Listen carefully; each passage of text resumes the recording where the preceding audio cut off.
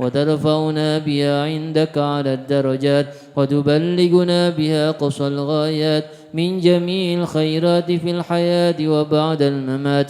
اللهم صل على سيدنا محمد وعلى آل سيدنا محمد صلاة تنجينا بها من جميع الأهوال والآفات وتقضي لنا بها جميع الحاجات وتطهرنا بها من جميع السيئات وترفعنا بها عندك على الدرجات وتبلغنا بها أقصى الغايات من جميع الخيرات في الحياة وبعد الممات. الفاتحة على من نحبنا علي وإلى حضرة النبي صلى الله عليه وسلم. الفاتحة.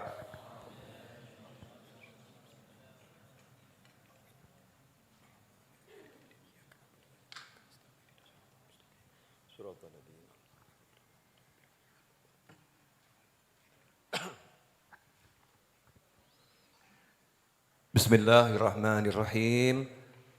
Alhamdulillahirabbil alamin. Allahumma shalli wa sallim ala sayyidina Muhammadin miftahi babi rahmatillah adada ma fi ilmillah salatan wa salaman daimaini bidawami mulkillah wa ala alihi wa sahbihi.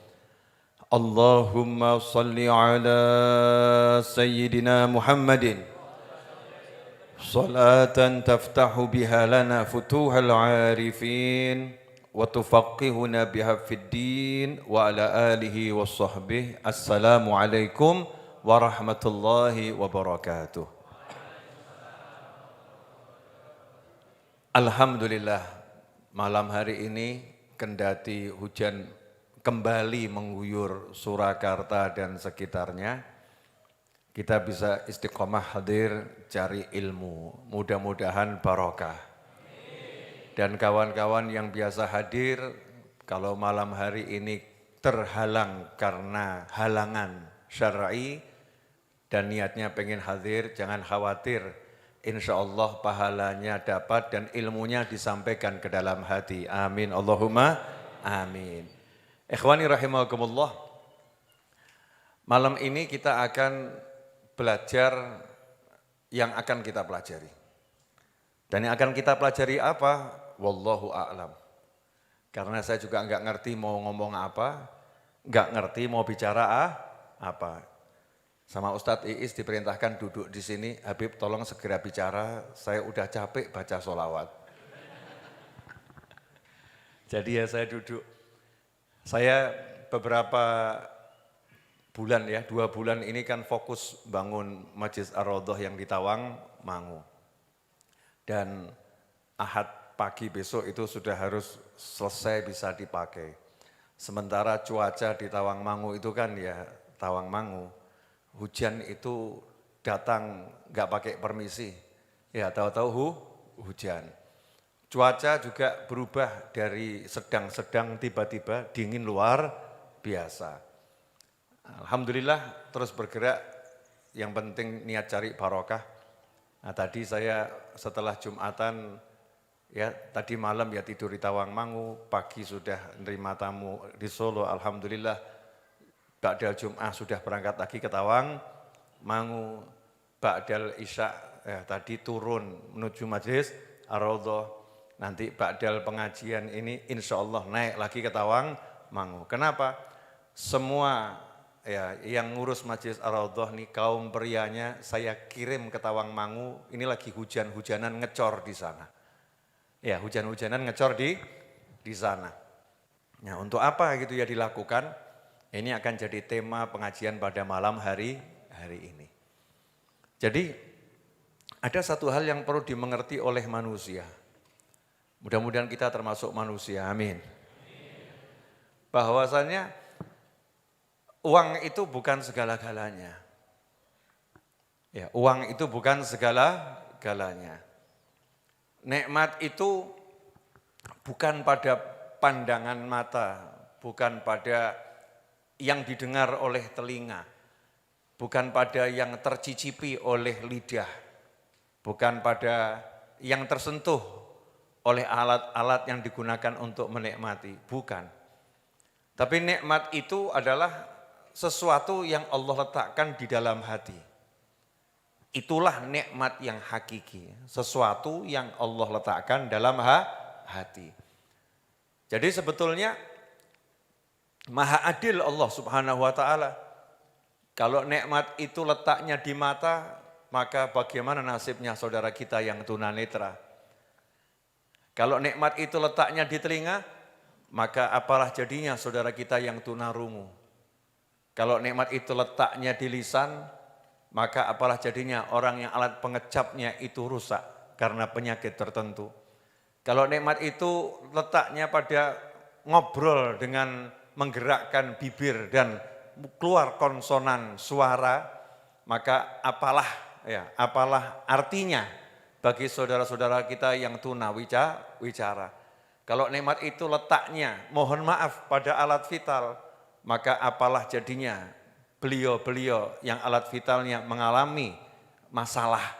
Kalau nikmat itu letaknya ya pada perut, maka apalah jadinya mereka yang perutnya bermasalah. Kalau nikmat itu letaknya di tangan, apalah jadinya mereka yang enggak punya tangan. Kalau nikmat itu letaknya di kaki, apalah jadinya beliau-beliau yang diberi ujian enggak punya kaki. Tapi karena Allah Maha Adil, Allah enggak meletakkan nikmat itu pada alat-alat itu, enggak.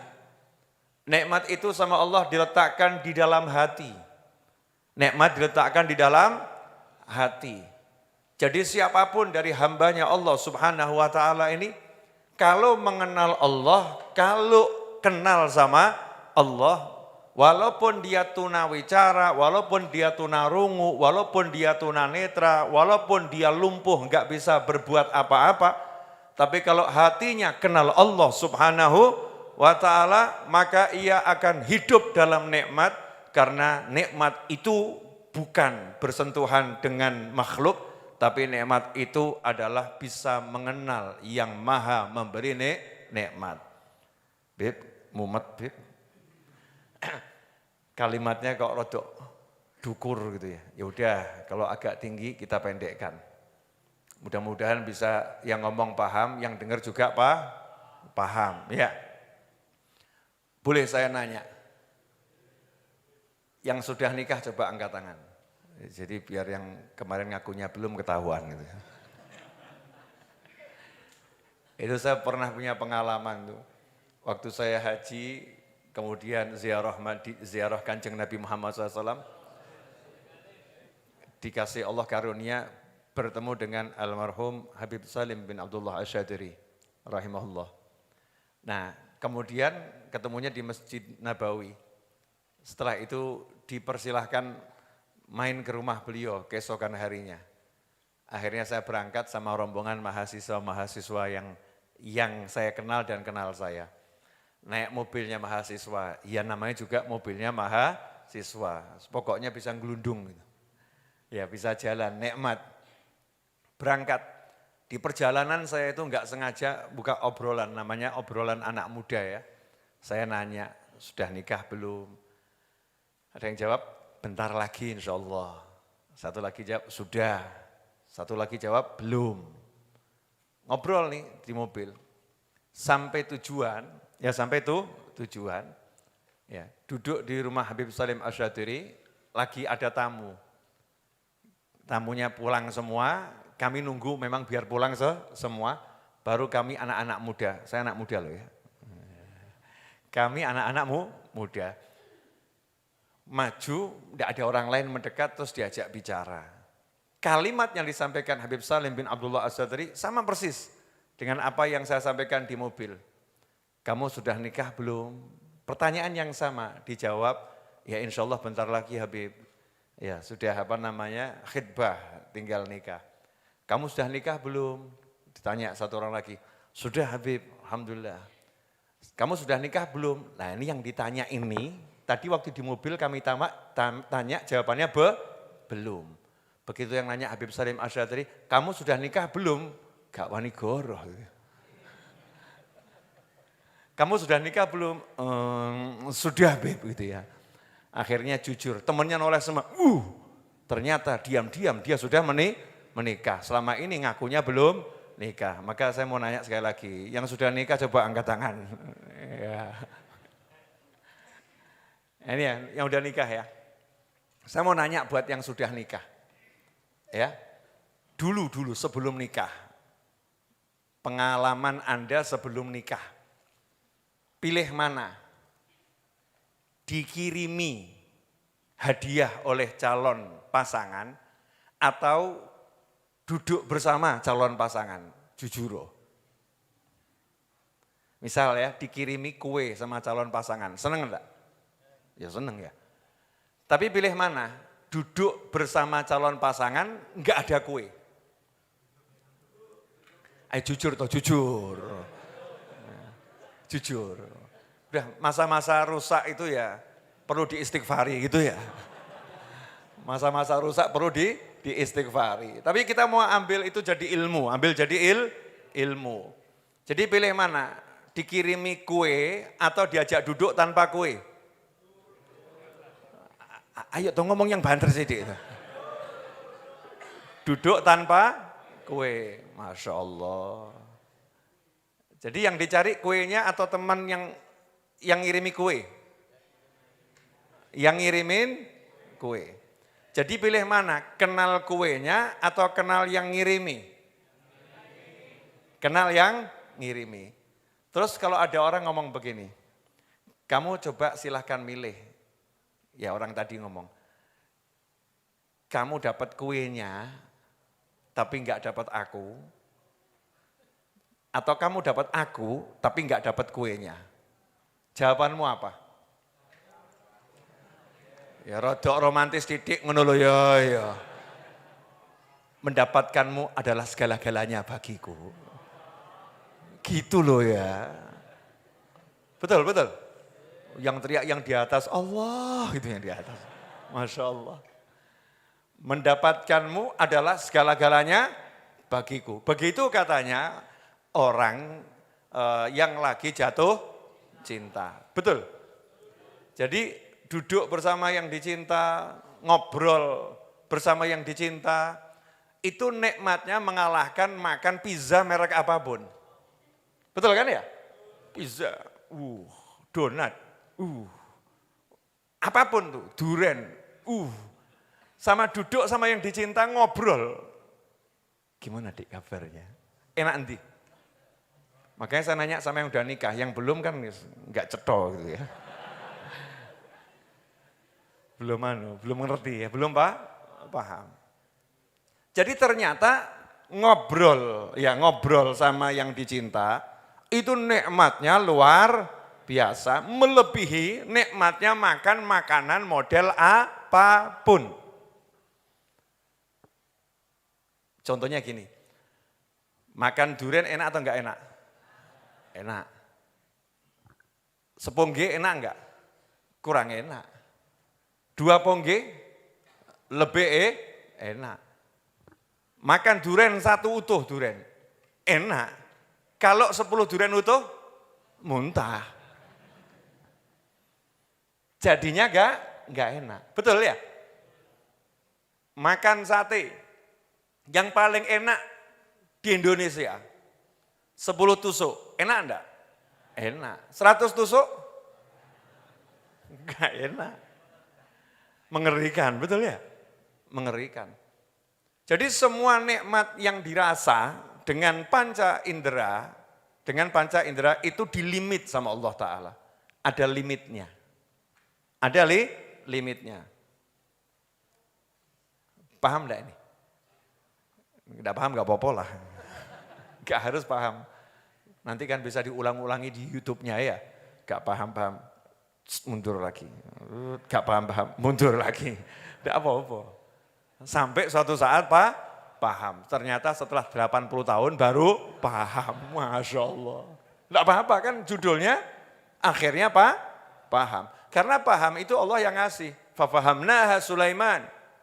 Kata Allah Ta'ala kami berikan pemahaman kepada Nabi Sulaiman alaihissalam sesuatu yang belum dipahami oleh Nabi Dawud alaihissalam. Padahal sama-sama Nabi, yang satu ayah, yang satu Anak. Tapi tingkat pemahamannya dalam satu kasus itu berbeda. Siapa yang kasih? Allah Subhanahu wa ta'ala.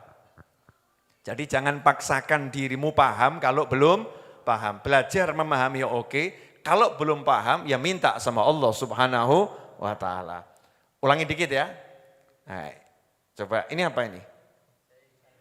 Ini gelas. Tidak paham-paham. Ini apa? Tangan. Ini tangan. Lagi megang gelas. Ya gelasnya isinya. Masya Allah. Air. Kira-kira air jahe. Judulnya wedang jahe. Wedang jahe kalau satu gelas enak enggak? Enak. Satu jerigen. Mohon maaf, saya harus ngasih contoh banyak, tak ulang-ulangi terus. Satu jerigen enak enggak? Semakin lama semakin hilang enaknya, betul? Mata ini. Mohon maaf ya. Melihat seseorang ganteng. Ya, sekilas enak. Semenit enak, coba satu hari mbok depi. Gak enak. Namanya jadi bosen. Telinga, dengar lagu, merdu. Dengar lagu merdu. Kamu dengarkan lagu yang sama itu satu hari. Jadi merdu atau jadi tidak enak? Nah, enak. Jadi biasa-biasa saja, betul? Harum aromanya. Aromanya harum. Tapi kalau kamu bakar terus itu, lama-lama kamu mencium harumnya atau kepelepekan? Kepelepekan ya. Jadi semua nikmat yang menggunakan fisik, menggunakan fisik itu dilimit.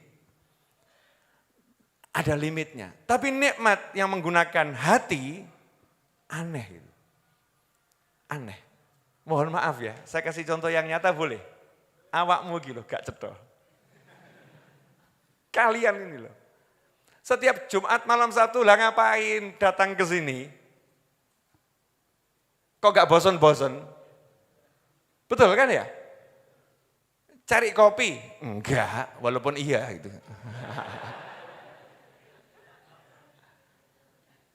Apa?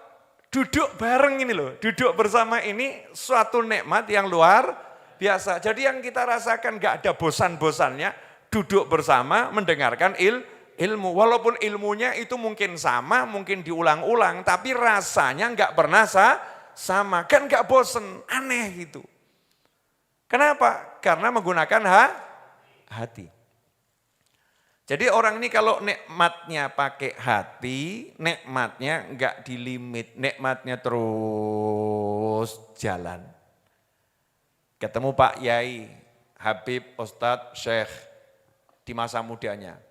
Lihat seneng, nambah tua, lihat seneng, tambah tua lagi, udah kakek-kakek, lihat seneng. Kenapa? Karena lihat enggak pakai mata, lihatnya pakai hati. Ada cinta di situ. Ya, ada cinta di situ. Nah, kalau begitu kita paham, berarti kalau kita mau mendapatkan nikmat yang betul-betul nikmat, pakainya apa? Hati. Pakainya hati.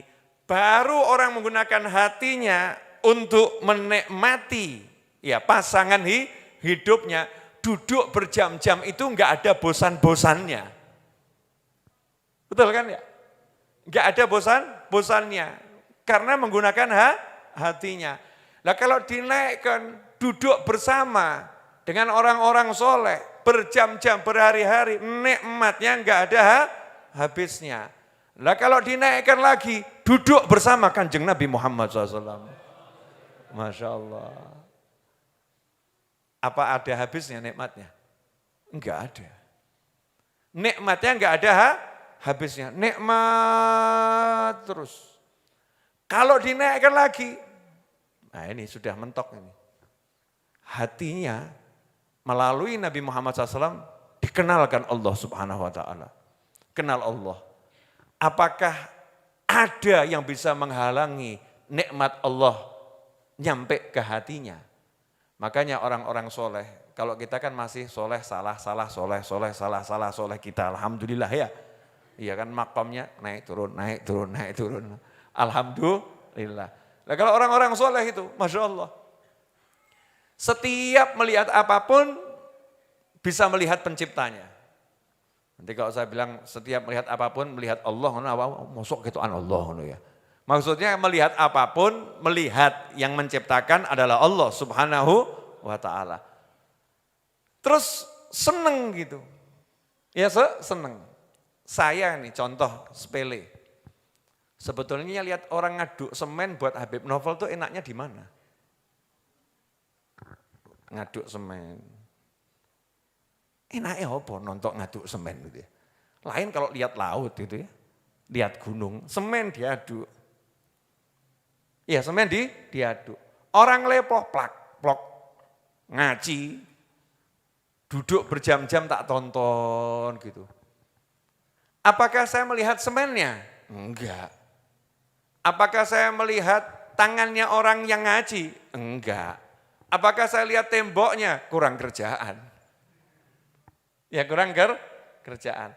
Tapi yang saya rasakan adalah saya melihat orang-orang yang melakukan semua ini untuk membangun majelis karena Allah Ta'ala. Saya melihat orang-orang yang ngangkat batu dari pagi sampai pagi. Ya, enggak istirahat kecuali sholat dan makan sedikit, batunya besar-besar untuk nguruk, ya untuk nguruk sesuatu yang digunakan majelis. Saya melihat orang-orang yang hatinya itu yang diingat Allah Subhanahu wa ta'ala. Sehingga saya melihat pemandangan yang indahnya luar biasa. Sehingga saya berkata, kalau di surga itu nikmatnya seperti ini, cukup. Pripun? Padahal surga kayak macam-macam tuh ya. Nikmatnya surga itu kan macam-macam. Nah makanya saya heran, kasihan sama orang yang baru dapat nikmat itu kalau pergi naik pesawat ke luar negeri.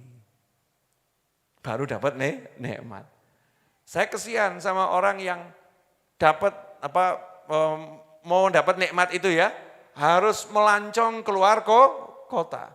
Padahal nikmat itu ketika Allahu Akbar, itu nikmatnya luar biasa. Ngapain? Ketemu Allah Subhanahu wa ta'ala, ngobrol sama Allah Subhanahu wa ta'ala, itu nikmat yang paling besar. Kalau setelah itu pergi ke luar negeri, pergi keluar kota, buat dia ya nikmat, tapi itu nikmat biasa-biasa saja. Enggak perlu aku untuk mendapatkan nikmat, capek-capek harus kemana-mana. Karena Rasul bersabda, arih nabiha ya Bilal, atau arih nabi salah ya Bilal, atau kama qala sallallahu alaihi wasallam, Rasulullah bersabda, wahai Bilal, tolong jadikan aku rehat, fresh dengan sholat. Jadi Kanjeng Nabi itu kalau pengen tambah fresh, beliau itu selalu fresh. Beliau SAW selalu fresh. Kalau pengen tambah fresh, Bilal suruh cepat-cepat komat, ayo komat, arih Nabi sholat. Saya pengen sholat. Sementara kita kalau sholat, fresh. Ya, sholat lagi, baru adzan. Sudah adzan lagi. Sholat dibuat sehari 5 kali, kita pusingnya luar biasa. Na'udzubillah min dzalik. Beban, sholat masih jadi beban. Sementara kalau orang udah pakai hatinya, sholat itu kenikmatan yang Masya Allah. Untuk dapatnya gak perlu capek. Jelas? Dah itu mukadimah, belum ceramah. Belum. Ini kan tadi judulnya cerita saya dari Tawang Mangu. Ya, melihat orang-orang yang menikmati kenikmatan lebih daripada orang-orang yang menikmati kenikmatan. Padahal angkat batu. Ya, padahal nyuntak semen. Ya, kok iso nikmat itu ya? Ada apa? Ternyata yang dipakai adalah hati. Kalau yang dipakai fisik, ya kesel tuh angkat batu. Ya, kalau yang dipakai itu fisik, ya capek loh ya, yang namanya nguruk Huruf. Kalau dipakai namanya fisik, adem loh jam 2 malam di Tawangmangu, apalagi angin, dingin loh ya. Enggak nikmat semua itu, apalagi enggak bawa istri itu teman-teman saya. Ya kan ya? Terus kenapa jadi nikmat? Artinya keluarganya ditinggalkan, enggak bawa keluarganya. Lain kalau duduk sama keluarganya setelah itu mungkin ngobrol sama keluarganya, mungkin minum teh sama keluarganya enggak dibawa. Hati. Yang dipakai adalah hati. Nah karena orang-orang yang paham itu paham. Letaknya nikmat itu hati. Kalau udah Allah masukkan nikmat dalam hati, dapat kenikmatan yang luar biasa. Maka orang-orang yang paham itu enggak mau hatinya rusak. Matanya dijaga jangan sampai rusak. Tapi kalau mata rusak bukan problem. Al-Habib Abdullah bin Alwi Al-Haddad radhiyallahu ta'ala anhu yang dalam dunia para ulama khususnya para habaib itu makomnya, derajatnya. Habib Abdullah Haddad itu qutbul irsyad wa da'wah. Qutbul irsyad wa da'wah. Jadi kutub itu macam-macam. Wali kutub itu macam-macam. Tingkatan wali yang paling tinggi itu macam-macam. Ada qutbul ghauth. Itu tugasnya nolong, ghauth.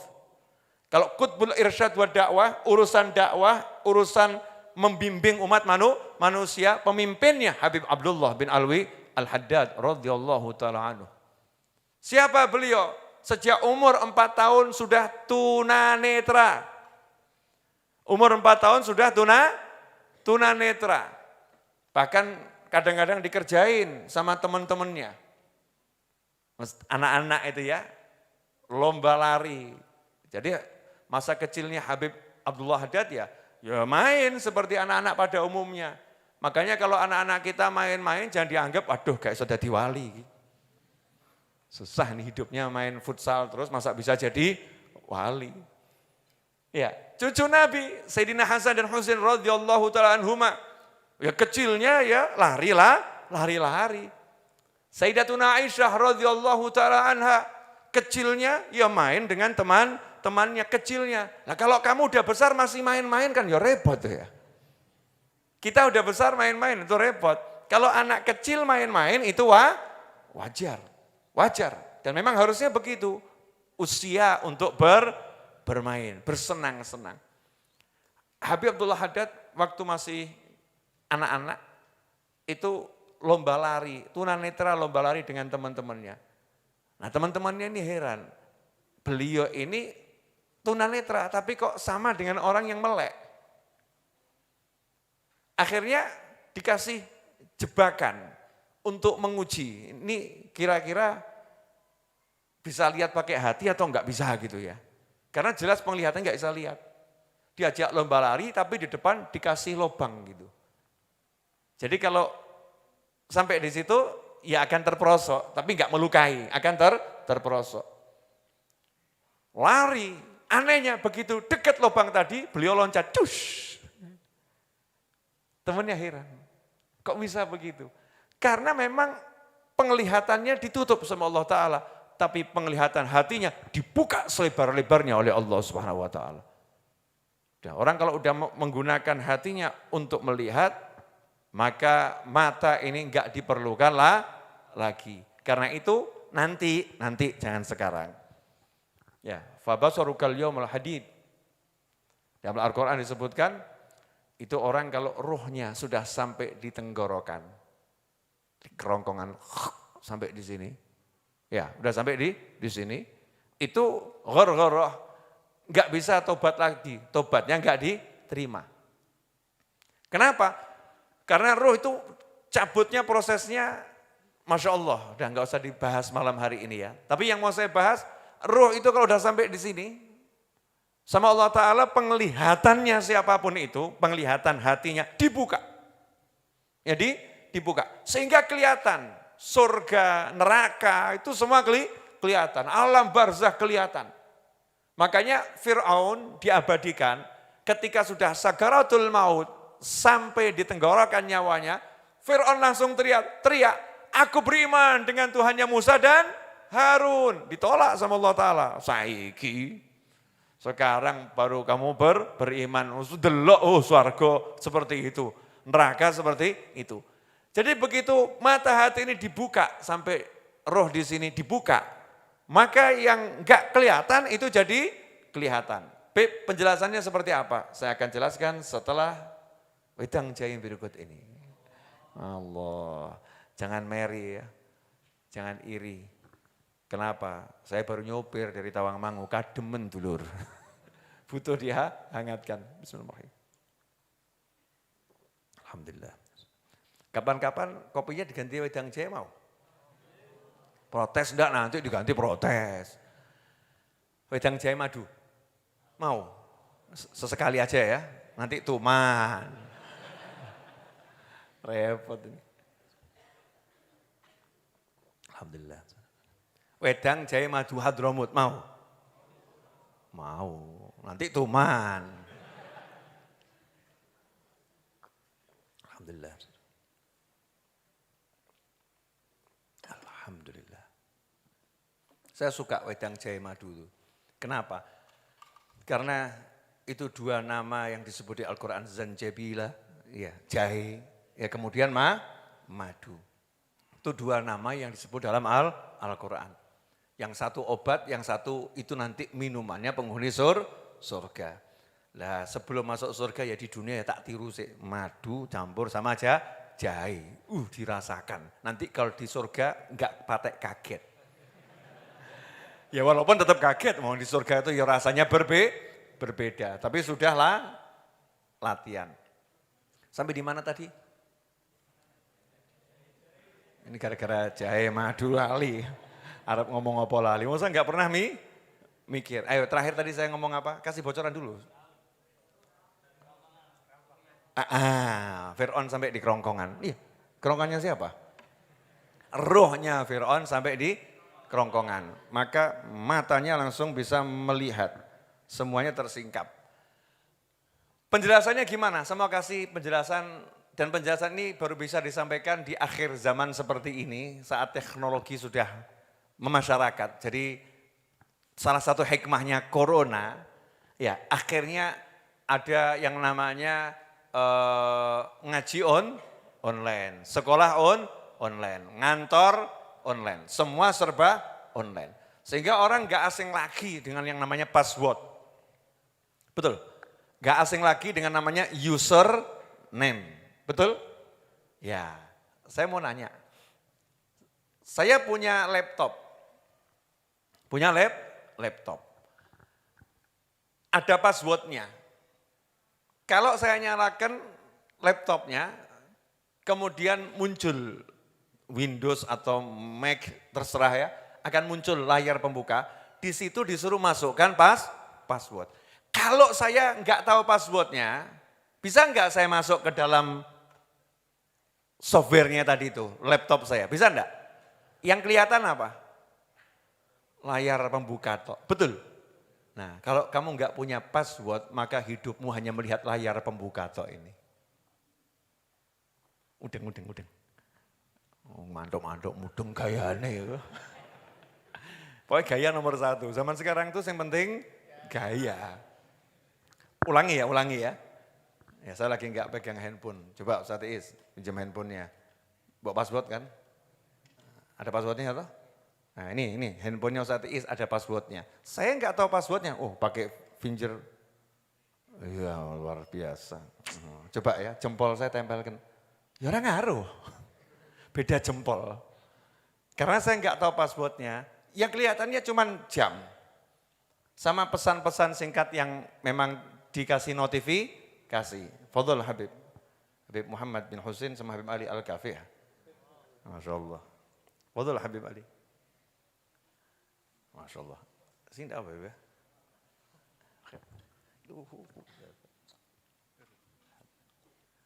Sehat bil. Softahagukum. Siapa di antara kami yang paling ganteng? Silahkan dipilih. Iya tuh. Ketika orang-orang ganteng berkumpul, jangan ganteng juga tuh ya. maka terjadi ya perlombaan kegantengan saudara-saudara. Lanjut boleh? Jadi paham ya kenapa tadi saya agak mundur-mundur paham toh? Karena kalau saya dari awal tak mulai kan nanti ya karena beliau tadi tugas dulu. Lanjut boleh? Jadi ini handphone aman aman tenang. Ingat, ini handphone nih pemirsa dimanapun atau berada, handphonenya Ustaz Is.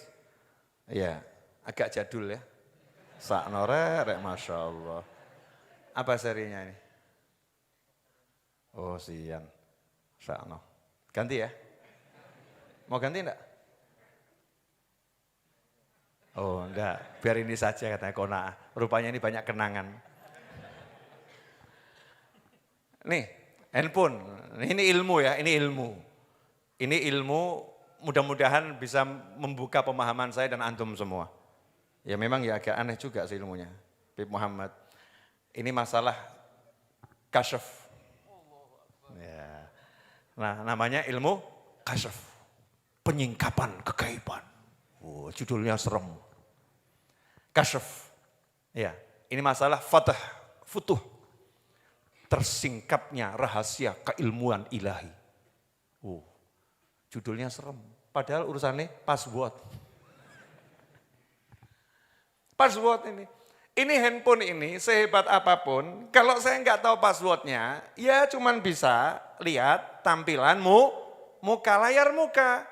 Laptop, kalau saya nggak tahu passwordnya, cuman bisa lihat layarmu, muka. Hidupmu kalau kamu nggak tahu passwordnya Rabbul Alamin untuk jagat raya ini, maka hatimu cuman bisa lihat layar muka yang ditampilkan oleh mata ya penglihatan kita.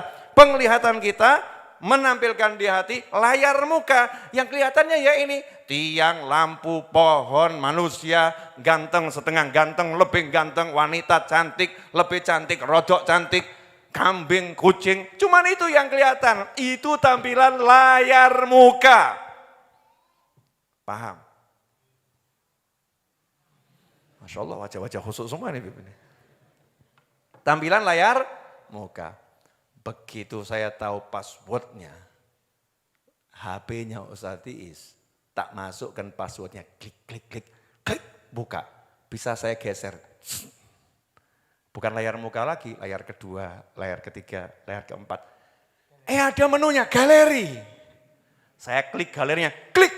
Masya Allah, koleksi saudara-saudara. Masya Allah. Ya udah nggak usah dipikir yang aneh-aneh.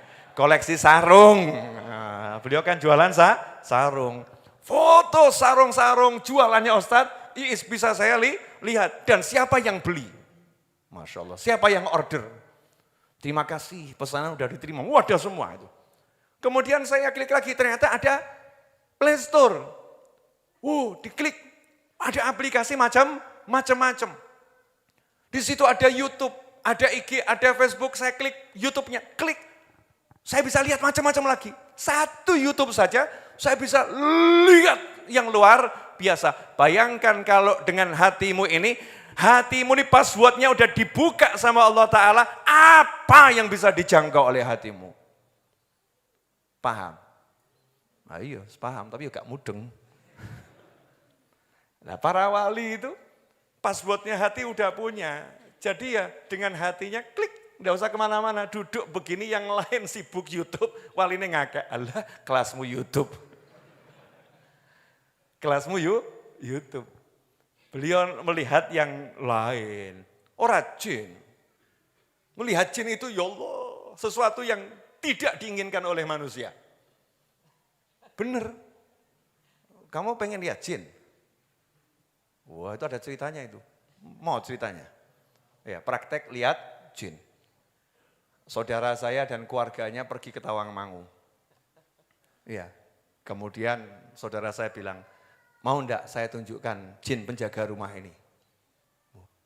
Mau. Ya ritualnya harus diikuti.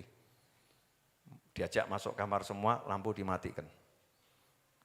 Tangannya semua ya letakkan ke depan. Nah, kemudian diputar-putarkan. Sudah semua tangannya putar-putar. Ya sekarang angkat tangan berdoa. Sudah doa, nah ini doa itu sunnahnya ngusap wajah. Usap wajah. Udah, lagi, doa lagi. Amin, usap wajah lagi. Udah selesai, nah sekarang maju ke depan. Udah, kita akan lihat jinnya berjamaah. Dinyalakan lampu, klik depannya cermin. Ternyata wajahnya gosong semua. Ternyata tadi tangannya ditaruh di wajan yang isinya itu areng saudara-saudara. Itu lihat jin yang hakiki ya itu gitu ya. Jangan praktek loh nanti ya. Jangan praktek, ini bercanda tingkat tinggi. Wes kadung wong khusyuk gitu ya. Enggak usah pengen lihat jin, enggak jelas itu lihat jin. Lalu Allah Ta'ala menutup pandangan kita dari jin itu karena sayang. Karena sayang. Karena bentuknya jin itu tidak enak dilihat pandangan manusia. Gak enak dilihat pandangan manusia. Makanya ditutup sama Allah Subhanahu wa Ta'ala. Yang ditunjukkan nih yang, ya Allah. Saya cuma bisa ngomong, ya Allah, aku orang tahu nonton kok. Ya Allah, indah. Ya indahnya luar biasa. Nah karena itu orang-orang soleh sibuk cari passwordnya hati. Makanya pergi ke guru, siapa tahu gurunya ini bisa ke unlock. Handphone saya kelock, passwordnya saya lupa. Please tolong di unlock. Datang ke mana? Ke bengkel reparasi handphone. Kalau Samsung ke Samsung, kalau Oppo ke Oppo, apalagi merek HP. iPhone ke iPhone, apalagi Nabil. Lah iPhone tadi apa itu? Apple ya iPhone gue ya. Mito ke Mito, apalagi? Hah? Weh sudah itu. Nanti saya suatu saat akan buat merek handphone Gatot Koco. Mereknya merek luar negeri semua, yang merek dalam negeri belum muncul ya. Kita akan buat handphone merek Gatot Koco, kan asli Indonesia. Ke bengkel HP-nya. Wah, sampai di situ dipegang, colokkan USB, buka. Jadi kalau yang buka ahlinya enggak repot. Kalau kita sampai dibanting, tambah rusak handphonenya. Begitu yang unlock itu ahlinya selesai. Lah untuk unlock handphone kita mau datang kepada reparasi, tolong. Suruh nunggu juga mau, suruh bayar juga mau. Demi apa? Menikmati handphone. Lah kenapa untuk unlock hati kita enggak mau datang ke ahlinya, enggak mau datang ke ulama, enggak mau sabar menantinya. Padahal kalau hati ini di unlock, maka keindahan akan tampak walaupun kita duduk dimanapun berada. Pertanyaannya, emang dulu kita tahu passwordnya? Tahu. Oh dulu itu mainan kita itu kok. Dulu. Bergeser berjalan waktu mulai lupa, lama-lama amnesia. Ya, lupa. Nah orang-orang soleh cari itu. Makanya muncul namanya Syekh Fatah. Ya, guru unlock. Guru yang tugasnya unlock. Tik. Nah, kalau pakai bahasa begini paham. Pakai bahasa Fatah, Kasyaf. Gak paham. Jamaah milenial. Gak paham. Jamaah milenial. Pahamnya ya dengan bahasa yang seperti itu. Makanya sibuk itu para wali. Cari guru. Datang ke guru yang satu, guru yang lain. Siapa tahu di situ nanti di unlock. Ya, termasuk di majelis gini. Siapa tahu ketika di majelis ini kita nggak sadar ada yang datang ahli unlock, ahli buka password kita nggak ngerti, dilihat kesungguhan kita, oh itu anak itu sungguh-sungguh, rupanya belum tahu passwordnya dia, klik dibuka, ngerti-ngerti, gling, Masya Allah.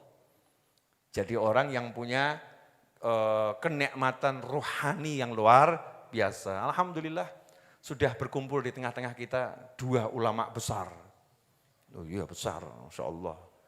Yang di kanan mau saya bilang besar badannya sudah diet. Yang di kiri juga begitu ya. Ternyata yang besar cuman saya, perut saya ini dari tadi tahan napas ya. Ini ilmu tahan tarik perut ini harus diamalkan oleh ustadz-ustadz. Karena kalau tidak nanti perutnya kelihatan. Saya kalau kerja bakti tangmangu pakai kaos gitu kan ya, syuting ya nggak bisa tahan perut. Ada yang komentar ya rodok piye gitu ya. Mesti ustadznya dikomentari, ustadz perutnya ustadz, Masya Allah. Udah jangan buka-buka aib gitu loh ya. Ya jangan buka-buka aib. Nah karena ada beliau-beliau ini, saya pengen mendengarkan langsung dari Habib Ali, biasanya dari YouTube atau Zoom. Beliau ini ahli cinta. Insya Allah. Kalau udah bicara bab cinta, lumer hati kita. Ya, kalau udah bicara cinta, lumer hati kita. Nah mumpung kita kedatangan beliau, ya singgah di Majelis Ar-Raudhah dari rute dakwahnya di Solo dan sekitarnya, ya yuk kita siapa tahu di-unlock sama beliau, kan begitu ya. Ya siapa tahu. Habib Muhammad gak usah, udah sering, gak usah. Udah sering, Habib Muhammad sudah sering, betul ya? Gak usah ya? Kurang ajar awamu. Masa begitu? Nah, kalau mau dengar Habib Muhammad Senin malam Selasa di sini, ya Badal Isya, agak mahal dikit, Bib. Senin malam Selasa. Hah? Harus datang khusus, ya. Pakai ritual tertentu. Ya. Silahkan Habib Ali, fadhal.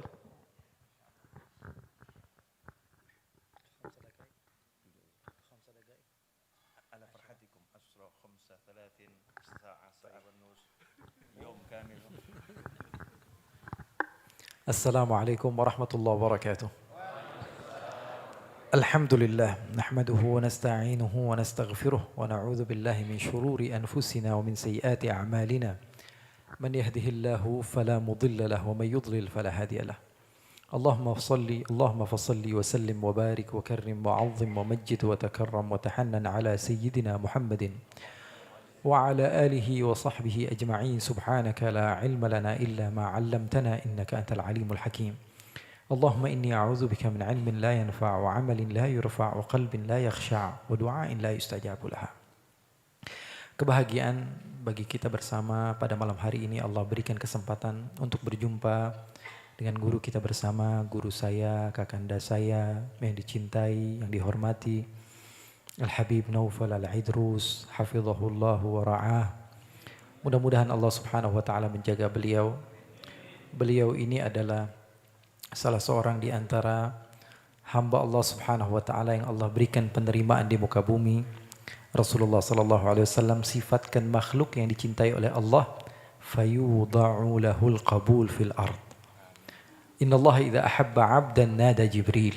Di dalam hadis yang sahih riwayat Imam Al-Bukhari, bahwa sungguhnya kalau Allah cinta kepada seorang hamba, Allah akan memanggil malaikat Jibril. Hadisnya panjang, intinya di muka bumi akan mendapatkan penerimaan. Begitulah sifat yang saya yakini ada pada diri guru kita bersama Al-Habib Naufal. Mudah-mudahan Allah jaga beliau dan terus menerus diberikan penerimaan di dunia dan di akhirat. Al-Habib Muhammad bin Hussein dan para habaib semuanya, mudah-mudahan para guru-guru kita, teman-teman semuanya, mudah-mudahan Allah berikan sehat walafiat, keberkahan, panjang umur dan semangat di dalam mencari menggapai ridha guru kita bersama.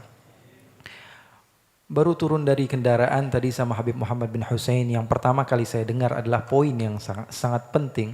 Kata Habib Naufal tadi adalah hal yang paling terpenting adalah bagi seseorang adalah menampakkan keindahan yang ada pada dirinya. Artinya ini poin tadi saya mengatakan kepada Habib Muhammad bin Hussein, baru tiba langsung yang paling terpenting adalah penampilan, ya, gaya dan penampilan itu penting di dalam segala hal, bahkan di dalam dakwah. Kalau kita pelajari sejarah Rasulullah SAW, Nabi Muhammad SAW mengatakan, "U'titu khamsan lam yu'tahunna ahadun qabli."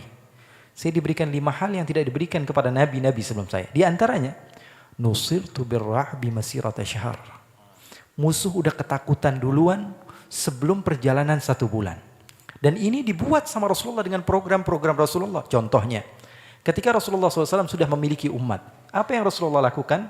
Rasulullah datang ke satu rumah di kota Madinah? Tidak. Nabi Muhammad kirim Mus'ab bin Umair. Nabi Muhammad kirim Umar bin Khattab. Nabi Muhammad SAW kirim sahabat-sahabat untuk datang ke kota Madinah, menceritakan tentang Nabi Muhammad sehingga semua orang cinta kepada Nabi Muhammad. Sehingga penampilan itu datang, Nabi Muhammad SAW datang, semuanya tala'al badru alaina. Nabi Muhammad tidak perlu datang ke tempat sini, akan tapi semua sudah cinta kepada Nabi, dan Nabi Muhammad mau ngomong apa aja pasti didengar. Nah, ini adalah trik Rasulullah di dalam berdakwah. Bagaimana caranya mengambil hati semua orang dengan penampilan. Setelah itu akan menghasilkan pengikutan. Mutaba'ah akan ada setelah semua orang cinta, semua orang melihat penampilan yang begitu indah dari seseorang yang akan dijadikan uswah atau qudwah.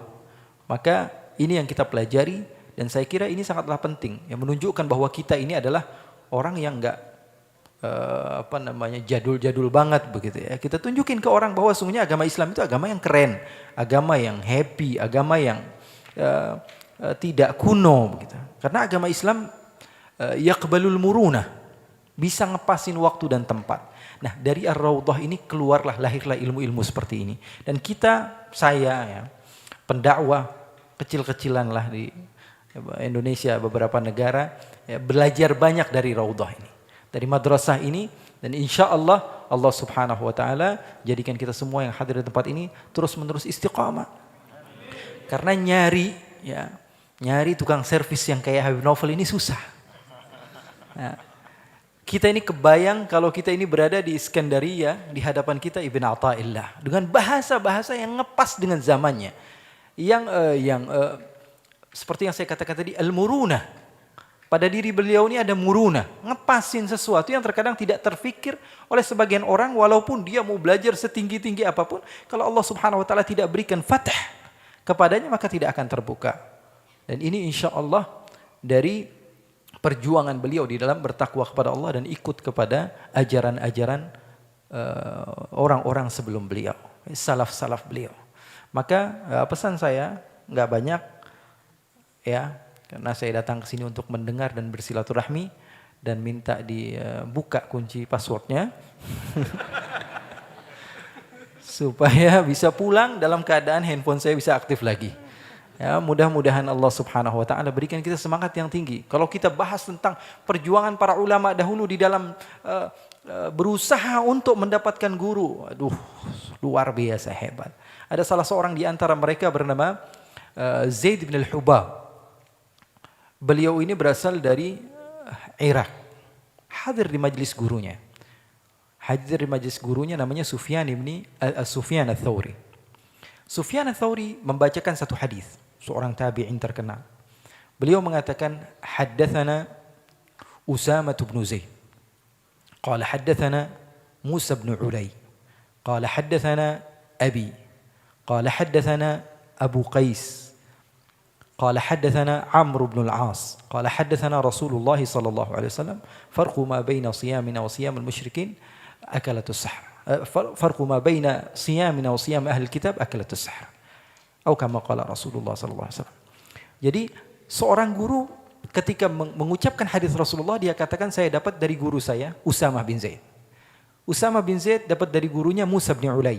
Musa bin Ulay dapat dari gurunya ayahnya. Ayahnya dapat dari gurunya Abu Qais. Abu Qais dapat dari gurunya Amr bin Al-As. Amr bin Al-As dari Rasulullah.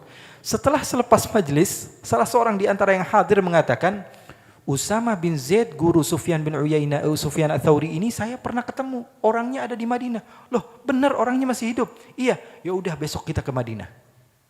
Dia kira perjalanan antara Madinah dan Irak itu sama kayak dari sini ke Semarang. Tidak, jauh, beda negara.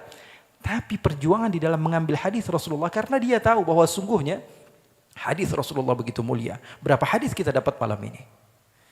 Kalau seorang Zaid bin al-Hubab datang ke Madinah hanya untuk mengambil satu hadis dari Usamah bin Zaid.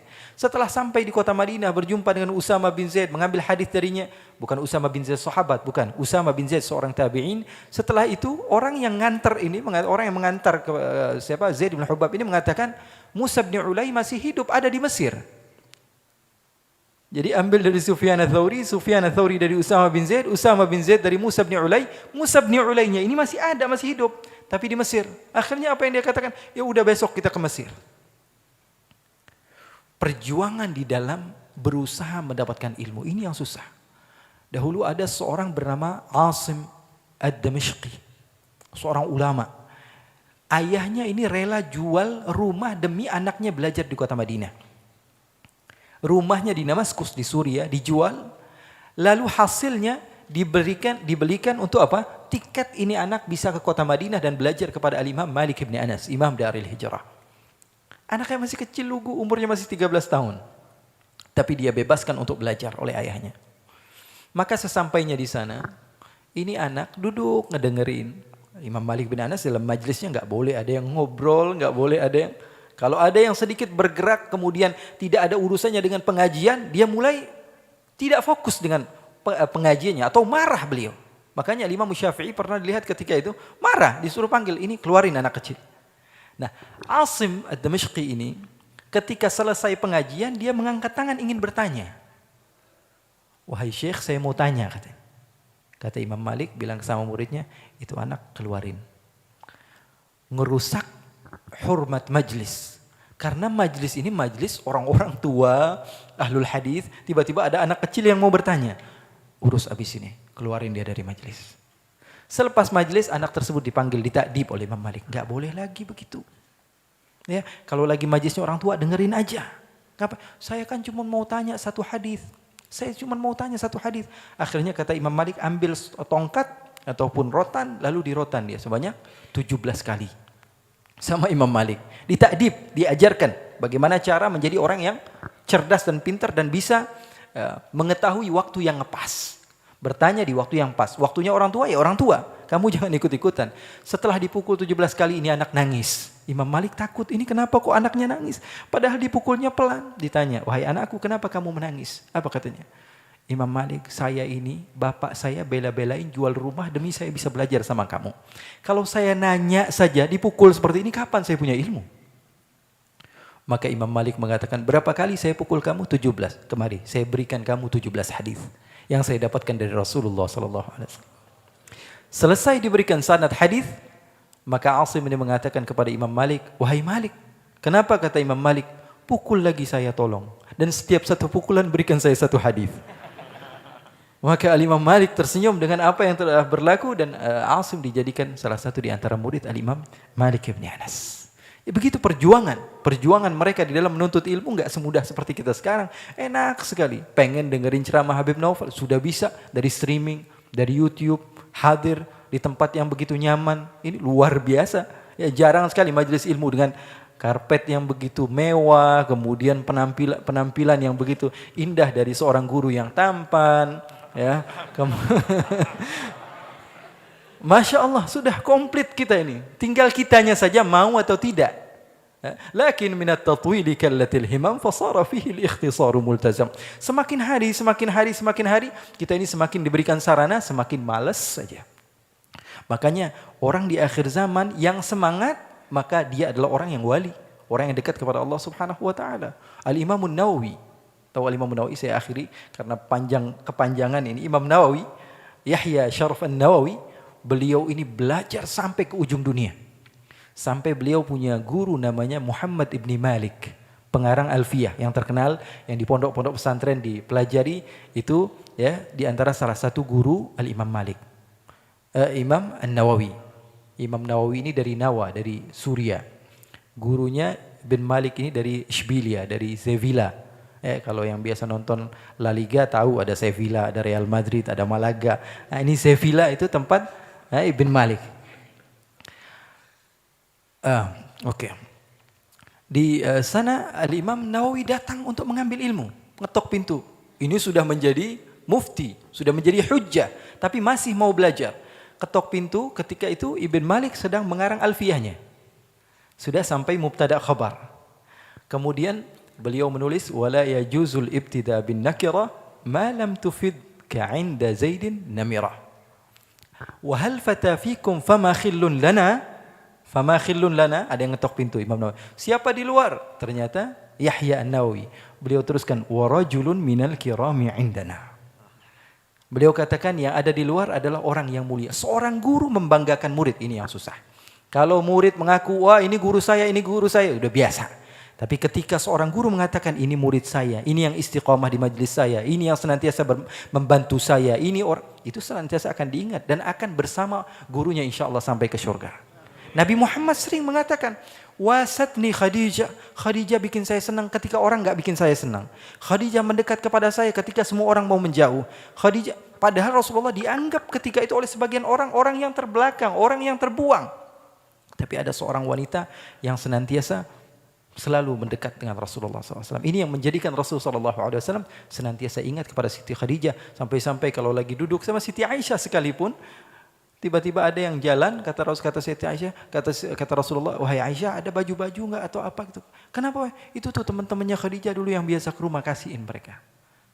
Diingat oleh Rasulullah, siapapun dan apapun yang berhubungan dengan orang yang setia, al-wafa, ini adalah cara seseorang mengambil hati orang yang dia ingin menjadi orang yang dia cintai atau dicintai oleh orang tersebut. Mudah-mudahan kita dicintai guru kita, senantiasa berada di dalam hati guru kita, dan terus menerus insya Allah ketika beliau bermunajat kepada Allah, beribtihal kepada Allah, yang difikirkan siapa? Yang senantiasa khidmah.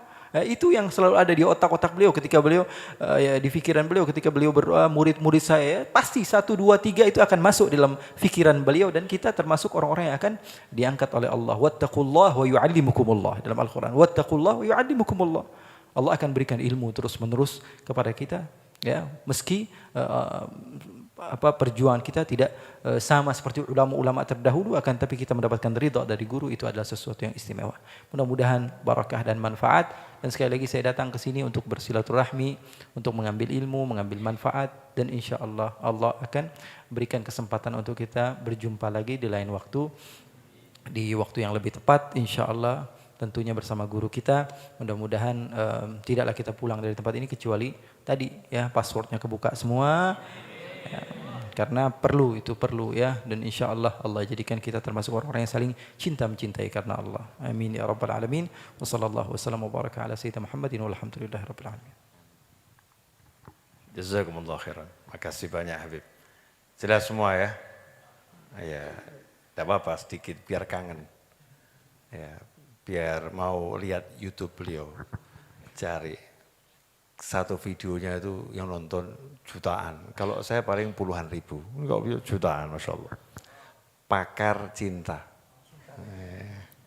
Ya, pakar cinta. Kalau menjelaskan cinta sama Rasulullah SAW, cinta sama sahabat. Saya senang sama beliau ini. Kalau udah mengkisahkan sesuatu sahabat Rasulullah, kita bisa seakan-akan lagi melihatnya gitu. Itu jarang orang yang punya kemampuan seperti itu. Kalau bahasa modernnya telling storytelling. Oh iya, ojo anu lho. Ketok-ketok aku gak iso bahasa Inggris. Storytelling itu kan. Itu ada orang yang ahli memang ya. Kalau bercerita itu bisa Masya Allah. Nah ini cari video-videonya Habib Ali Al-Kaf. Masya Allah, indah-indah luar biasa. Manfaat daripada lihat drama-drama yang membuat drama. Ya, lihat drama-drama yang membuat drama. Lebih baik melihat kajian-kajian yang membuat kajian. Ya, membuat kajian. Terakhir sebelum ditutup saya mau menggarisbawahi tadi beliau mengatakan orang-orang dulu itu kalau cari ilmu perjuangannya luar biasa. Jadi kita ini berarti ya biasa-biasa. Kalau melihat seperti itu kita biasa. Jauh ya, sangat ya jauh. Perjuangan beliau-beliau dengan kita. Dulu jalan kaki, kita sekarang modal HP 2 jari itu ya. Masya Allah, mobil datang, motor datang, pesawat paranono. Kalau pesawat mesti ke bandara. Tapi kan cukup dua jari, enggak repot, mudah semuanya. Karena itu kalau sudah dikasih Allah kemudahan, ya jangan sampai tadi dikatakan semakin mudah semakin ditinggalkan. Nah, justru kalau sudah dikasih kemudahan, ya ayo kita manfaatkan. Nah, itu kata kuncinya. Nah kalau password tadi itu ya, karena kami ini ya sama-sama cari pembuka password, ya marilah sesama pencari jangan saling ya Bebe, yuk cari bareng ya. Boleh saya ngasih satu cerita penutup? Boleh ya? Ceritanya gampang saja yang dikatakan beliau tadi. kalau sudah khidmahnya sungguh-sungguh akan terus teringat. Salah satunya adalah almarhum Edwin Rus Cahyadi. Saya setiap kali duduk di sini itu selalu di sebelah kan rasanya itu ada Edwin itu. Selalu rasanya gitu. Almarhum itu rasanya selalu ada di sebelah saya. Karena yang ngurusi gahru, yang ngurusi terima tamu dan lain sebagainya. Sampai saya duduk di manapun berada tuh ya, itu wajahnya ya muncul bayangannya ya, dalam benak saya itu ya, gayanya, ketawanya, apalagi kalau lagi ngajak kerja bakti nggak ada yang datang gitu ya. Itu Edwin Rus Cahyadi yang ngomong, Bib, kalau diizinkan judulnya saya rubah Bib, jangan yuk kerja bakti itu. Enggak, kerja bakti itu pada berat semua Bib, itu setannya banyak itu. Ganti apa Win? Ya. Itu Bib, ganti aja judulnya makan berjamaah. Insya Allah datang semua itu Bib. Insya Allah datang semua. Yaitu Edwin Rus Cahyadi. Jadi saya kalau mau, Allahyarhamuh, kalau mau ngajak orang kerja bakti itu Bang Win kumpulkan tuh. Edwin tuh bisa punya cara untuk mengumpulkan. Dan subhanallah ketika orang-orang yang susah dikumpulkan itu ya, akhirnya dikumpulkan sama Edwin. Kita memang sudah jam 10 beliau ngajak kerja bakti, ya orangnya tidak pada datang, akhirnya jam 4:30 sore pada datang melayat jenazah beliau. Jam 10 semua dipanggil, yuk kerja bakti, ayo ke markas, ayo kerja bakti. Semua yang dipanggil itu berat, ya alasannya macam-macam, 4:30 ngumpul semua. Kemudian dikomentari oleh salah satu yang di Raudhah sini. Ya, kalau kamu nggak datang lagi nanti dikumpulkan lagi loh ya. Atau kamu yang dikumpuli nanti ya. Nanti kamu yang dikumpuli. Paham ya? Nah itu Edwin Rus Cahyadi, dikenang. Lah gimana caranya kita bisa dikenang nanti? Pertanyaan, siapa yang mau mengenang kita itu?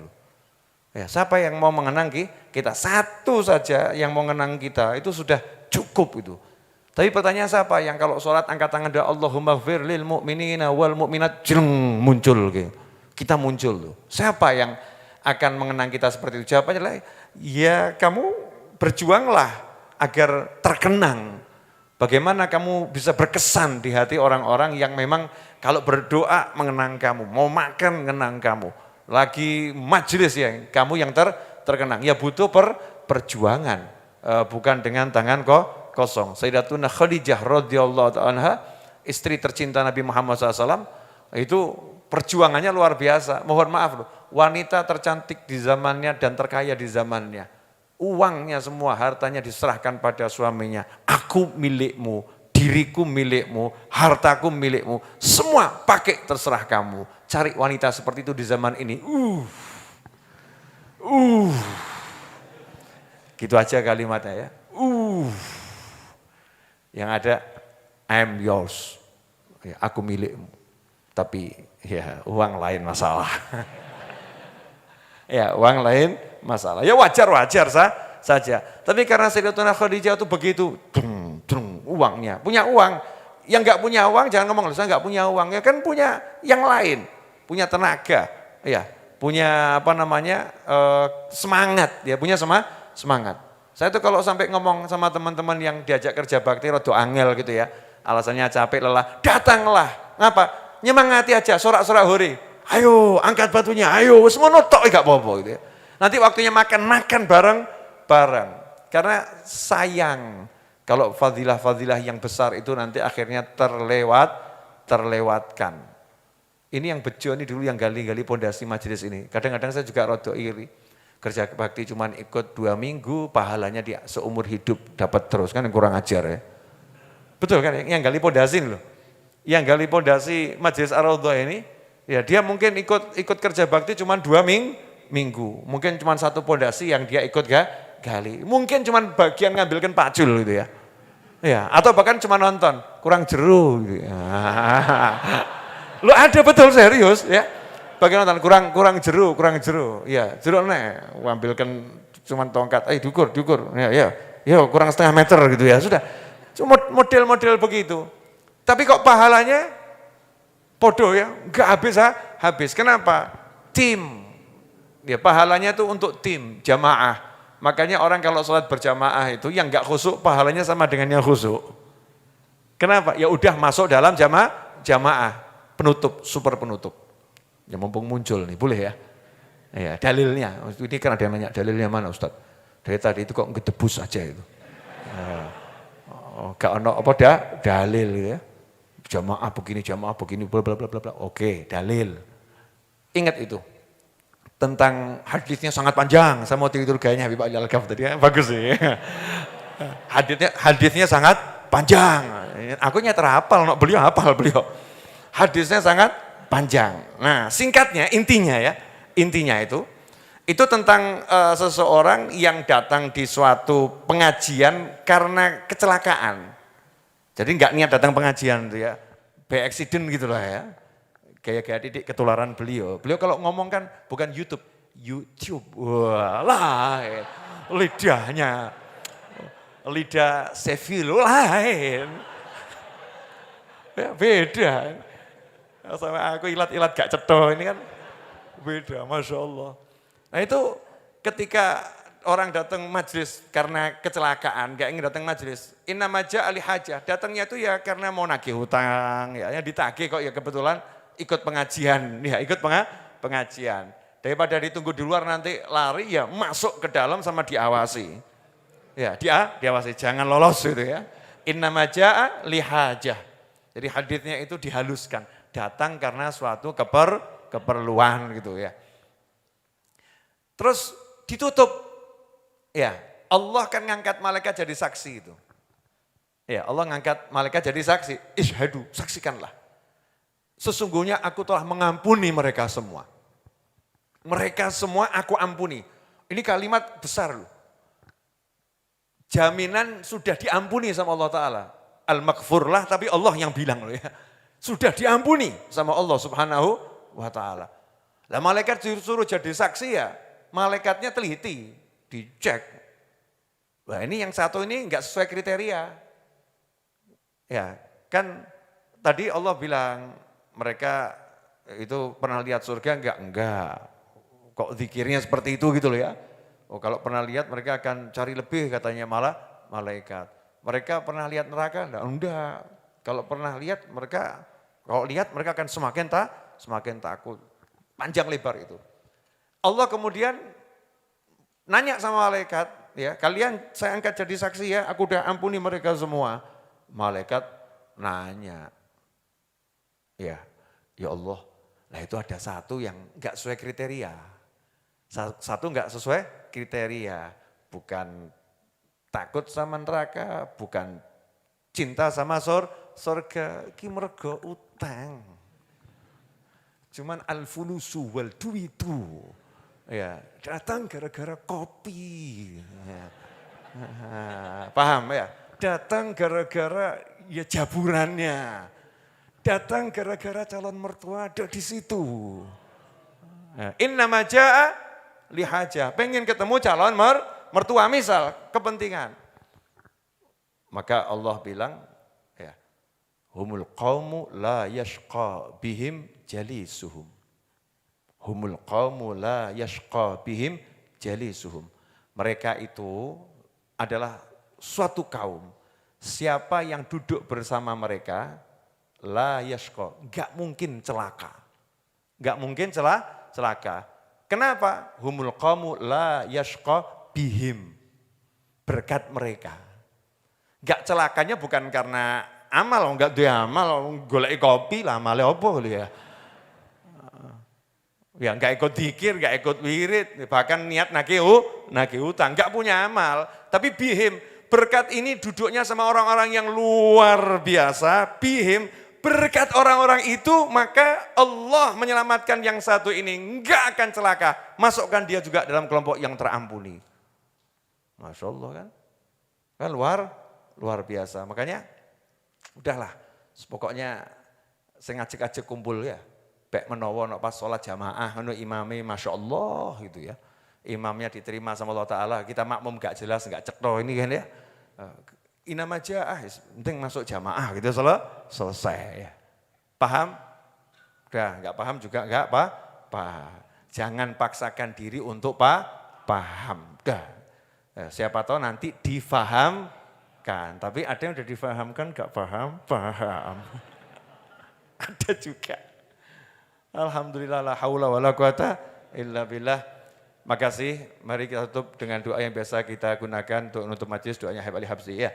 Allahumma salli wa sallim ala Sayyidina Muhammadin miftahi babi rahmatillah adada ma fi ilmillah salatan wa salaman daimain bidawami mulkillah wa ala alihi wa sahbihi Allahumma ij'al fi ta'atika farahi wa sururi wa fi mardatika jami'a umuri اللهم يا عالم بحالاتي ومطلع على سرائري ونياتي اقضي جميع حاجاتي واغفر ذنوبي وسيئاتي وتجاوز عن خطيئاتي وزلاتي وتقبل جميع حسناتي وسامحني فيما مضى وما يأتي واكتبني في ديوان ساداتي واسلك بي سبيل نجاتي في حياتي ومماتي اللهم إني طامع في عطاك راغب في رضاك مستسلم لقضاك فاكتبني من أولياك واسلك بي سبيل هداك وألحقني بأصفياك وصلى الله على سيدنا محمد وآله وصحبه وسلم والحمد لله رب العالمين. Panggilan kerja bakti yang mau ikut kerja bakti besok Sabtu, insya Allah besok ya di Tawangmangu, silahkan datang sendiri-sendiri ke sana. Ya, cuman kerja baktinya apa ya, wallahu alam. Pokoknya kerja bakti, siapa tahu kerja baktinya kerja bakti makan ya. Ya, wallahu alam. Nah, di mana lokasi Tawangmangu? Cari saja di Google Map Ar-Raudhah Tawangmangu ya. Nanti insya Allah nyampe, nggak paham tanya sama yang paham.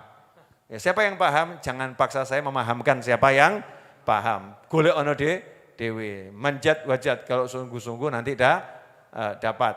Kemudian Jumat depan kan pas waktunya maulid ya, kajian maulid.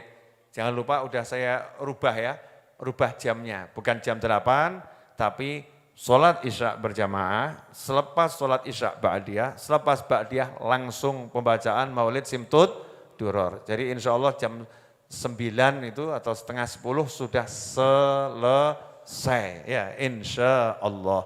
Terima kasih, silahkan dinikmati hidangan seadanya, mudah-mudahan barokah manfaat. Teman-teman yang mau bantu untuk menghidangkan silahkan berdiri karena semua relawan Ar-Raudhah lagi saya kirim ke Tawangmangu, kecuali yang tertinggal di sini. Ya. Untuk Pak Badrul Munir, saya persilahkan untuk ke rumah saya bersama cucunya, insya Allah. Tolong Mas Seto, Pak Badrul diantarkan. Makasih.